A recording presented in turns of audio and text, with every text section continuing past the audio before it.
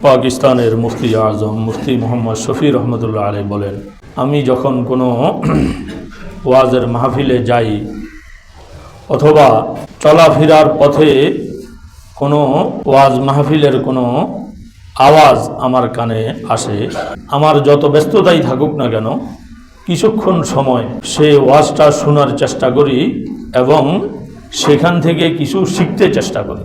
মুফতি মোহাম্মদ শফি রহমতুল্লাহ আলাইহি, যিনি মারিফুল কোরআন তাফসিরে মারিফুল কোরআনের এত বড় আলেম, যিনি পাকিস্তানের গ্র্যান্ড মুফতি ছিলেন, তিনি বলতেছেন যে কোনো ওয়াজ মাহফিলের আওয়াজ আমার কানে আসলে আমি কিছুক্ষণের জন্য সেখানে দাঁড়িয়ে যাই, অপেক্ষা করি, শুনি আমার সামর্থ্য অনুযায়ী, এরপরে সেখান থেকে কিছু একটা শিখার চেষ্টা করি।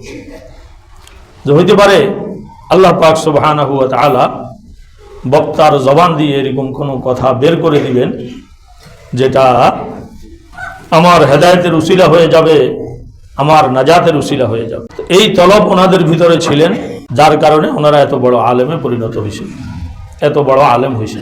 আমাদের অবস্থা কি? আমরা যে সমস্ত দিনই ওয়াজ মাহফিল আলোচনা শুনি, তো সেখান থেকে প্রত্যেকটা মাহফিল থেকে প্রত্যেকটা দিনই আলোচনা থেকে যদি আমরা একটা হেদায়েতও গ্রহণ করি, একটা শিক্ষণীয় বিষয় যদি সেখান থেকে গ্রহণ করি এবং সেটা আমাদের জীবনে বাস্তবায়ন করি, তাহলে আমাদের জীবনের মধ্যে আমাদের জীবনের মোড় পরিবর্তন হবে এবং আমাদের জীবনের ভিতরে ইসলাহ হবে, সংশোধনী আসবে, দিন দিন উত্তর উত্তর আমার অবস্থার মধ্যে পরিবর্তন আসবে। কিন্তু ওয়াজ শুনলাম, এক কানে দিয়ে শুনলাম, আরেক কানে দিয়ে বের করে দিলাম, আমার ভিতরে সেটা আমি গ্রহণ করলাম না, কোনো কিছু এখান থেকে শিখার চেষ্টা করলাম না, তাহলে এইভাবে কেউ যদি সারা জীবনও চলে সে কি কিছু শিখতে পারবে? আমাদেরও অনেকের অবস্থা তাই। শুক্রবারে মসজিদে আসছি নামাজ পড়ার জন্য, হুজুররা ওয়াজ করেন তো বাধ্যতামূলক 2-4টা কথা শুনতে হয়, সেখান থেকে আমরা কিছু শিখব, আমল করব, এই নিয়ত আমাদের কম থাকে, যার কারণে এই আলোচনা দ্বারা আমরা উপকৃত হইতে পারি কম। তো মুফতি মোহাম্মদ শফি রহমতুল্লাহ আলাইহি যে কথাটা বললেন যে আমি যে কোনো জায়গায় দিনই কোনো আলোচনা শুনি, কিছুক্ষণের জন্য সেখানে থমকে দাঁড়াই, একটু অপেক্ষা করি, শোনার চেষ্টা করি, 1 মিনিট হোক, 5 মিনিট হোক, 10 মিনিট হোক, এবং সেখান থেকে কিছু শিখার চেষ্টা করি। এই নিয়তে শুনি যে হয়তো বক্তার জবান দিয়ে আল্লাহ তাআলা এরকম কোনো কথা বের করে দিবেন যেটা আমার হেদায়েতের উসিলা হয়ে যাবে, নাজাতের উসিলা হয়ে যাবে। আমাদের জীবনেও আমরা এই শিক্ষাটা ফলো করি যে আমার আপনার জীবনের কোনো একটা মাহফিল, কোনো একটা ওয়াজ যাতে শিক্ষণীয় বিষয় থেকে খালি না থাকে, জেহেনের মধ্যে ওই তলব নিয়ে, ওই পিপাসা নিয়ে আমি বসি এবং আল্লাহ তাআলার কাছে দোয়া করি যে আল্লাহ বক্তার জবান থেকে আপনি এরকম কথা বের করে দেন যেটা আমার হেদায়েতের উসিলা হবে, যেই সমস্ত বিষয়গুলো আমি জানি না, যেই সমস্ত বিষয়গুলো আমার জন্য জানা অত্যন্ত জরুরি, এই ধরনের কথা আপনি জবান থেকে বের করে দেন এবং সেটা অনুযায়ী আমাকে আমল করার তৌফিক দান করেন। তাহলে এর দ্বারা আমাদের দ্বীনি জীবনের উন্নতি ঘটবে এবং আমরা আমাদের জীবনের অবস্থার সংশোধন করতে পারবো, অবস্থার উন্নতি হবে, ইসলাহ হবে, সংশোধন হবে। আর যদি নিজের ভিতরে তলব না থাকে তাহলে কখনো ইসলাহ হয় না। এই আলোচনার মজলিসগুলো, দ্বীনি মাহফিলগুলো, এটা যাতে বেকার না যায়। আমরা স্বতন্ত্রভাবে অনেকেই কোরআন হাদিসের শিক্ষা শিখতে পারিনি, মাদ্রাসায় পড়তে পারিনি এবং কোরআন হাদিস পড়ে নিজেরা বুঝি না।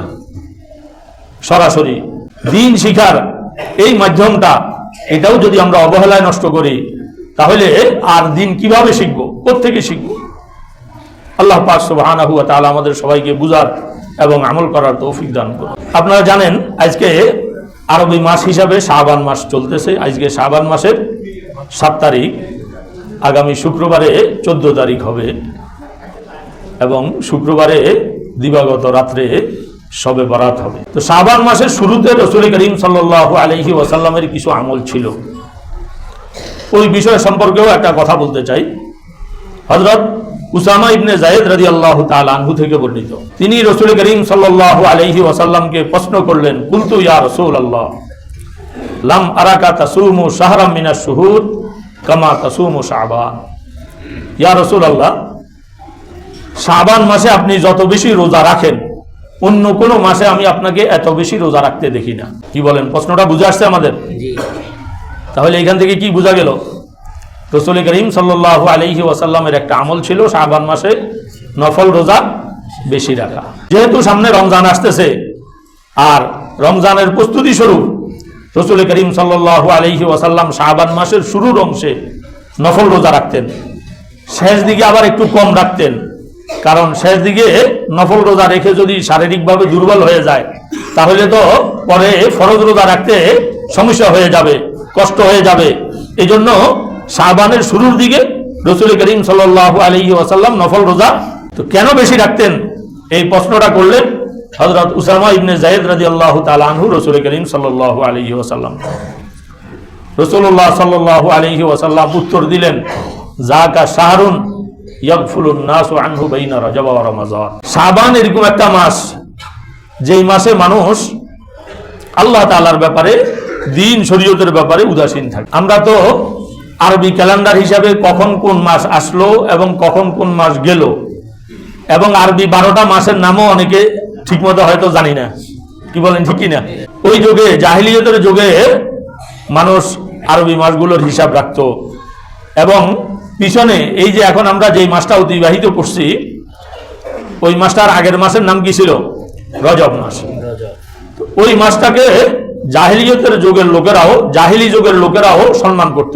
আমাদের কাছে বিশেষ মাস হিসাবে আমরা দুইটাকেই একটু বুঝি।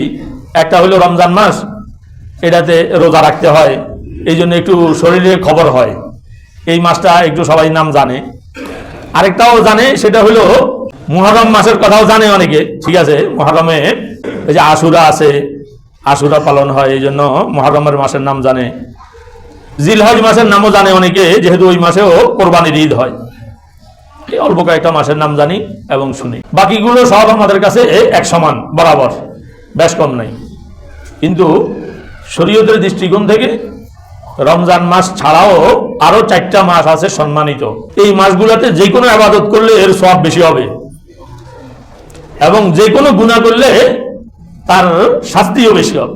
পবিত্র জায়গা গিয়ে, মক্কা শরীফে গিয়ে, বাইতুল্লাহর মধ্যে কেউ যদি নামাজ পড়ে তাহলে সওয়াব বেশি হয় কিনা? জায়গা সম্মানিত হলে সওয়াব বেশি হয়। ওই সম্মানিত জায়গায় কেউ যদি গুনার কাজ করে গুনাহও বেশি হবে। মোবারক যে সমস্ত সময় আছে সেই সময়গুলোতে ইবাদত করলে যেরকম ইবাদতের সওয়াব বেশি হয়, গুনাহ করলেও কি হয়? শাস্তি বেশি হয়, গুনাহ। কোরআনে কারিমে আল্লাহ পাক সুবহানাহু ওয়া তাআলা বলেন, ইন্না ইদ্দাতাশ শুহুরি ইনদাল্লাহি 12 শাহরান ফি কিতাবিল্লাহ। মাসের গণনা হিসাবে আরবি মাসের সংখ্যা আল্লাহ পাক সুবহানাহু ওয়া তাআলার নিকট 12টি। কয়টি? 12টি। মিনহা আরবাআতুন হুরুম, তার মধ্যে 4টি মাস হলো সম্মানিত মাস। 4টি মাস হলো সম্মানিত মাস। তো এই সম্মানিত 4টা মাস হলো যুলকাদ, যুলহজ, মুহররম, রজব। কয়টা মাস হলো? 4টা। কি কি? যুলকাদ, যুলহজ, মুহররম, রজব। আমরা কখনো এই 4টা মাসের দিকে এই দৃষ্টিকোণ থেকে দেখি না যে এই 4টা মাসে ইবাদত বন্দেগী করলে, আমল করলে সওয়াব বেশি হবে এবং গুনাহ করলে শাস্তিও বেশি হবে।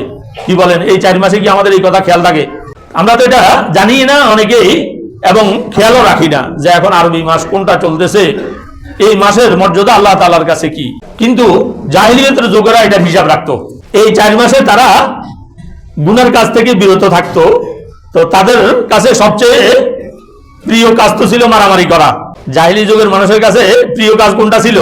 এই 4 মাসে তারা মারামারি করতো না, তাদের মধ্যে যুদ্ধ বিগ্রহ বন্ধ থাকতো। এটা মাসকে সম্মান প্রদর্শন করে তারা যুদ্ধ বিগ্রহ থেকে বিরত থাকতো এবং এটাকে হারাম মনে করত, যুদ্ধ বিগ্রহ করাকে।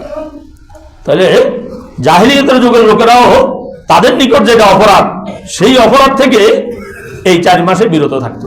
আমরা মুসলমান কিন্তু এই 4 মাসের খবর রাখি না যে এই 4 মাসে ইবাদত বন্দেগী করলে সওয়াব বেশি হবে, গুনাহ করলে শাস্তি বেশি হবে। তো এই 4 মাসের মধ্যে একটা মাস হইল রজব। কি বলেন? একটা মাস হইল রজব। তো রজবকে জাহিলি যুগের লোকেরা সম্মান করত, মুসলমানরাও সম্মান করত। তো রজব মাসে ইবাদত বন্দেগীও বেশি করতো, গুনাহ থেকেও বিরত থাকতো। আবার রমজান ইসলামের দৃষ্টিকোণ থেকে ফজিলতপূর্ণ। রমজানে দিনের বেলা রোজা রাখতে হয়, রাত্রে তারাবির নামাজ আদায় করতে হয়। রমজান আসলে মানুষের আলাদা একটা প্রস্তুতি থাকে রমজানের ব্যাপারে। এই মাসেও মানুষ কিছু না কিছু আমল করে। তো রজব মাসেও আমল করে, রমজান মাসেও আমল করে। মাঝখানে একটা মাস, সেটা হলো শাবান। এই শাবান মানুষের ব্যাপারে মানুষ উদাসীন থাকে। ওই 2 মাসে আমল করে দেখা এই মাসে একটু ঢিল দেয়। কি বলেন, কথাটা বুঝে আসলো কিনা? হযরত উসামা ইবনে যায়েদ রাদিয়াল্লাহু তাআলা আনহুর প্রশ্নের উত্তরে রাসূল করিম সাল্লাল্লাহু আলাইহি ওয়াসাল্লাম বললেন, যাকা শাহরুন ইয়াগফুলুন নাসু আনহু বাইনা রজব ওয়া রমাজান। শাবান মাসে আমি রোজা বেশি রাখি, এই জন্য এটা এরকম একটা মাস যে মাসে মানুষ উদাসীন থাকে। রজব মাসে আমল করে, রমজান মাসে আমল করে, এরপরে শাবান মাসের ব্যাপারে মানুষ উদাসীন থাকে। তো যেই সময় মানুষ উদাসীন থাকে, ওই সময় যদি কেউ ইবাদত বন্দেগী করে, আল্লাহ তাআলাকে স্মরণ করে, আল্লাহ তাআলার জিকির করে, এটা আল্লাহ পাক সুবহানাহু ওয়া তাআলার কাছে প্রিয় এবং এটার সওয়াবও বেশি। এই জন্যই তাহাজ্জুদের নামাজের, নফল নামাজের মধ্যে সবচেয়ে বেশি সওয়াব হইল তাহাজ্জুদের নামাজের। নফল নামাজের মধ্যে সবচেয়ে বেশি সওয়াব কোনটা? তাহাজ্জুদের নামাজের। ওটা কখন পড়া হয়? শেষ রাতে, শবে সাদেকের আগে আগে এই নামাজ পড়ে। তো এই নামাজের সওয়াব বেশি কেন? এই নামাজের সওয়াব বেশি এই জন্য যে ওই সময় তো মানুষ সচরাচর উদাসীন থাকে, ঘুমের মধ্যে থাকে, কেউ আল্লাহ পাক সুবহানাহু ওয়া তাআলাকে স্মরণ করে না। তো অন্যান্য মানুষ যখন আল্লাহ তাআলার স্মরণ থেকে গাফেল থাকে, উদাসীন থাকে, ওই সময় যারা আল্লাহ পাক সুবহানাহু ওয়া তাআলার ইবাদত বন্দেগী করে, এটা আল্লাহ পাক সুবহানাহু ওয়া তাআলা অনেক বেশি পছন্দ করেন এবং তাদেরকে অনেক বেশি ভালোবাসেন। এই জন্য আমি শাবান মাসে রোজা রাখি। বাজারে গিয়ে কেউ জিকির করলে এটার সওয়াব বেশি। মনে মনে, এটা না যে সেখানে যাই আপনি জোরে জোরে জিকির করবেন, মানুষ আপনাকে বুজুর্গ বলার জন্য, দরবেশ বলার জন্য। ওই জায়গায় তো মানুষ বেচা কিনা নিয়ে ব্যস্ত থাকে, দামাদামি নিয়ে ব্যস্ত থাকে, দুনিয়াবি ধান্দায় ব্যস্ত থাকে। ওইখানে গিয়ে যারা আল্লাহ পাক সুবহানাহু ওয়া তাআলার কথা স্মরণ করে এবং যেই সমস্ত দোকানদাররা তাদের ব্যবসা বাণিজ্যের কারণে আল্লাহ পাক সুবহানাহু ওয়া তাআলাকে ভুলে যান না। অনেক দোকানদার এরকম আছেন যারা নামাজের সময় মসজিদে আসেন না, কারণ দোকান বন্ধ রাখলে ততক্ষণ পর্যন্ত ব্যবসায় কি হয়ে যাবে? লস হয়ে যাবে, লাভ কম হবে। দৈনন্দিন ফজরের সময় তো দোকান বন্ধ থাকে, বাকি 4 ওয়াক্তে যদি বন্ধ রাখে কিছুক্ষণ করে, তাহলে তো লাভ কম হবে। এই জন্য অনেকে দোকান বন্ধ রাখেন না বা নামাজে আসেন না, আল্লাহ তাআলাকে ভুলে যান, আল্লাহ তাআলা থেকে গাফেল থাকেন। কোরআনে কারিমে আল্লাহ পাক সুবহানাহু ওয়া তাআলা যেই সমস্ত বান্দারা ব্যবসা বাণিজ্য করেন কিন্তু তাদের ব্যবসা তাদেরকে আল্লাহর জিকির থেকে উদাসীন করে না, গাফেল করে না, তাদের প্রশংসা করেছেন। রিজালুল্লাহ তুলহিহিম তিজারাতুন ওয়ালা বাইউন আন যিকরিল্লাহ। আল্লাহর এরকম কিছু প্রিয় বান্দা আছেন যারা ব্যবসা বাণিজ্যে গেলে, চাকরি বাকরিতে গেলে, অন্যান্য দুনিয়াবী কাজকর্মে গেলে আল্লাহ পাক সুবহানাহু ওয়া তাআলাকে ভুলে না। আল্লাহ তাআলার ইয়াদ, আল্লাহ তাআলার স্মরণ তাদের অন্তরে থাকে। ওই আয়াতের মধ্যে আল্লাহ তাআলা ব্যবসা বাণিজ্যের কথা বিশেষভাবে বলেছেন, কারণ ওই সময় মানুষ আল্লাহ তাআলা থেকে গাফেল থাকে। তো রাসূল করিম সাল্লাল্লাহু আলাইহি ওয়াসাল্লাম হযরত উসামা রাদিয়াল্লাহু তাআলা আনহুর প্রশ্নের উত্তরে বললেন যে এই সময়টা মানুষ আল্লাহ তাআলার ইবাদত থেকে গাফেল থাকে, এই জন্য আমি এই মাসে রোজা রাখি। তো আমরাও এটা খেয়াল করি, আমাদের প্রত্যেকের জীবনে এরকম কিছু সময় আছে। 5 ওয়াক্ত নামাজ আমরা যারা নামাজ পড়ি, 5 ওয়াক্ত নামাজ তো মসজিদে আসি, বা কখনো মসজিদে আসতে না পারলে ঘরে পড়ি। তো নামাজের মধ্যে আল্লাহ তাআলার জিকির হয়, কি বলেন, হয় কিনা? কোরআনে কারিমে আল্লাহ তাআলা বলেছেন, আকিমিস সালাতা লিযিকরি, নামাজ কায়েম করো আমার জিকিরের জন্য, আমাকে স্মরণ করার জন্য। তো নামাজের উসিলায় কিছু স্মরণ হয়, কিন্তু ফজর থেকে জোহর পর্যন্ত লম্বা একটা টাইম, এই টাইমে আর কোনো নামাজ নাই। তো আমরা এই টাইমে আর কখনো, অনেকের এরকম আছে যে আল্লাহ তাআলার কথা স্মরণ করা বা অন্য কোনো আমল করার আর কোনো ফুরসত হয় না, সুযোগ হয়। আর এই টাইমটা কর্মব্যস্ততারও সময়। তো এটা আমরা খেয়াল করি যে এটা একটা কর্মব্যস্ততার সময়, মানুষ এই টাইমে আল্লাহ তাআলা থেকে উদাসীন থাকে, গাফেল থাকে। তো এই টাইমে কিছু আল্লাহ তাআলার জিকির করি, আল্লাহ তাআলাকে স্মরণ করি, আল্লাহ তাআলার নাম জপি, মনে মনে আল্লাহ তাআলাকে স্মরণ করি। এশার পর হইতে ফজর পর্যন্ত লম্বা টাইম, মানুষ কোনো নামাজ নাই, ফরজ নামাজ নাই, তো ঘুমে, গল্প গুজবে ইত্যাদি কাজের মধ্যে আমরা এটা ব্যয় করে ফেলি। তো এখানেও যতটুকু সম্ভব আল্লাহ তাআলার জিকির করি। কখনো ঘুম ভেঙে গেল, ঘুমানোর সময় দোয়া পড়েই ঘুমাই। ঘুমানোর সময় আলহামদুলিল্লাহ সূরা পড়তে থাকি। আলহামদুলিল্লাহ সূরা তো সবার জানা আছে, কি বলেন? আলহামদুলিল্লাহ সূরা পড়তে পড়তে ঘুমাই। যদি আমি এই সূরাটা পড়তে পড়তে ঘুমাই যাই, তাহলে সকাল পর্যন্ত কোরআনে কারীম তেলাওয়াত করার সওয়াব ফেরেশতারা আমার আপনার আমলনামায় লিখতে থাকবে। কেউ যদি আল্লাহ আল্লাহ জিকির করতে করতে ঘুমাই যায়, তাহলে সকাল পর্যন্ত জিকির করার সওয়াব ফেরেশতারা তার আমলনামায় লিখতে থাকবে। আখিরাতের লাইনে তারাক্কি করার ফিকির করি, দুনিয়াবি লাইনে তো আমরা অনেক তারাক্কি করলাম, অনেক ফিকির করি, এটা নিয়ে 24 ঘন্টা সময় ব্যয় করি, কিন্তু দ্বীনি লাইনটা আমাদের কাছে অনেক বেশি অবহেলিত। এই সপ্তাহে এই 2-3 দিন আগে আমি এক মসজিদে মাগরিবের নামাজ পড়তে গেলাম। মাগরিবের জমাত হয়ে গেছে। ওই সময় ওই এলাকায় একটা নতুন মসজিদ হয়েছে, এই জন্য আশেপাশের মুসল্লিরা উৎসাহী হয়েও নামাজ পড়তে আসে অনেকে। ওটা ওই নতুন মসজিদে ছিল। তো সেখানে দেখলাম মাগরিবের জমাত হয়ে গেল, 3 জন ছেলে আসলো। কারো বয়স হয়তো 13-14 বছর হবে, কারো 15-16, 17-18 এরকম বয়সে 3 জন ছেলে আসলো মাগরিবের নামাজ পড়ার জন্য। আপনারা খেয়াল করবেন আমার কথাটা। আসার পরে তারা কিন্তু মাগরিবের নামাজ কয় রাকাত এটা জানে না। নতুন মসজিদ, এই জন্য নামাজ পড়তে আসছে এলাকার মুসল্লি, এখানে নতুন মসজিদ হয়েছে, নামাজ পড়তে আসছে। জমাত তো হয়ে গেছে, এখন একা একা নামাজ পড়তে হবে।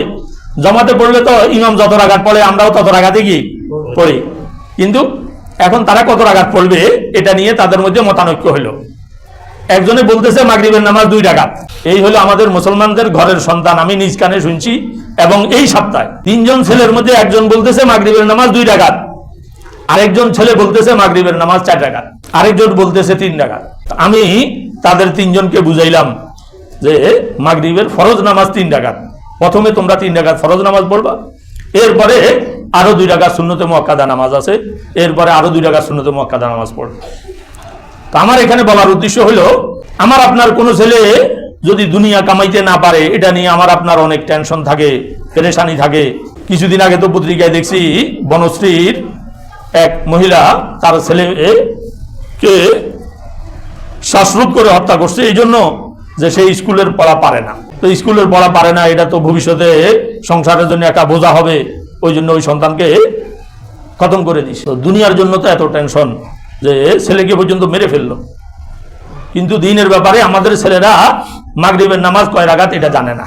গত জুমায় যে আমি বলেছিলাম যে আমার আপনার ছেলে মেয়েদেরকে নামাজ শিখানো, তাদেরকে সৎ কাজের আদেশ করা, অসৎ কাজের নিষেধ করা আমাদের প্রত্যেকের উপর ফরজে আইন।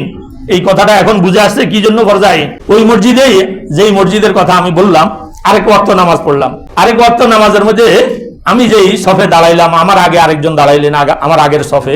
ওনার বয়সও এরকমই হবে, আমার অনুমান 19-20 বছর বয়স হবে। একটা প্যান্ট পরে আসছেন নামাজে, তো উনি যখন সেইটায় যান প্যান্টের পিছনের দিকের অনেক অংশ খুলে যায়। কি বলেন, মসজিদে নামাজ পড়তে আসলে মাঝে মাঝে এই ধরনের অবস্থা দেখা যায় কিনা? তো নামাজ তো অনেক কষ্টে আমি পড়লাম ওনার পিছনে সফে। নামাজের পরে ওনাকে বুঝাই বললাম যে ভাই, আপনি তো নামাজ পড়তে আসছেন, তো নামাজের মধ্যে তো এইভাবে সতর খুলে গেলে নামাজ নষ্ট হয়ে যায়।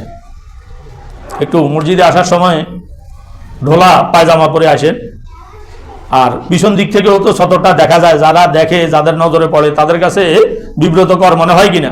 এগুলোও তো আমাদের সন্তানদেরকে আমরা শিক্ষা দেই নেই। তাহলে শরীয়ত যে নিজের অধীনস্থদেরকে দ্বীন শিখানো ফরজ করেছে, এই বিধানের উপরে আমরা কোথায় আমল করলাম? আমাদের ছেলেরা নামাজ কয় রাকাত এটা জানে না, নামাজে সতর খুলে গেলে নামাজ নষ্ট হবে এটা জানে না। তো আমরা তাদেরকে কি দ্বীন শিখিয়ে দিচ্ছি? প্রত্যেকেই তার অধীনস্থদের ব্যাপারে আল্লাহ তাআলার দরবারে জবাবদেহি করতে হবে।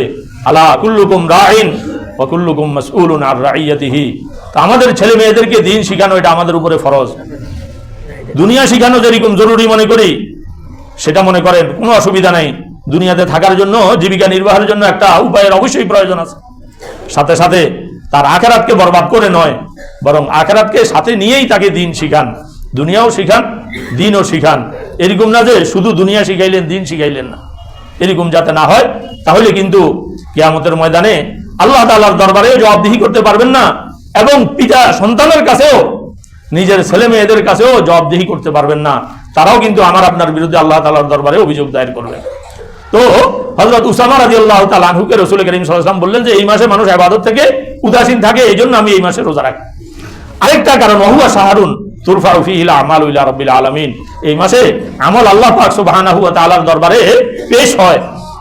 ফেরেশতারা বান্দাদের আমল আল্লাহ তাআলার কাছে পেশ করে থাকে। তো আমি চাই যে আমার আমলটা রোজা অবস্থায় পেশ হোক, এই জন্য আমি শাবান মাসে রোজা রাখি। তো আল্লাহ পাক সুবহানাহু ওয়া তাআলা আমাদেরকে এই মাসে বিশেষভাবে এই মাসের 12, 13, 14, 15 এই 3 তারিখ, অন্যান্য মাসেরও এই 3 তারিখ রোজা রাখা মুস্তাহাব, এটাকে আইয়ামে বীজ বলে। তো শাবান মাসেও এই 3টা দিন আমরা রোজা রাখার চেষ্টা করব। এই 3 দিন হবে আগামী বৃহস্পতি, শুক্র, শনি। তো আমরা ইনশাআল্লাহ এই 3 দিন রোজা রাখার চেষ্টা করি। আল্লাহ পাক সুবহানাহু ওয়া তাআলা সবাইকে তৌফিক দান করুন।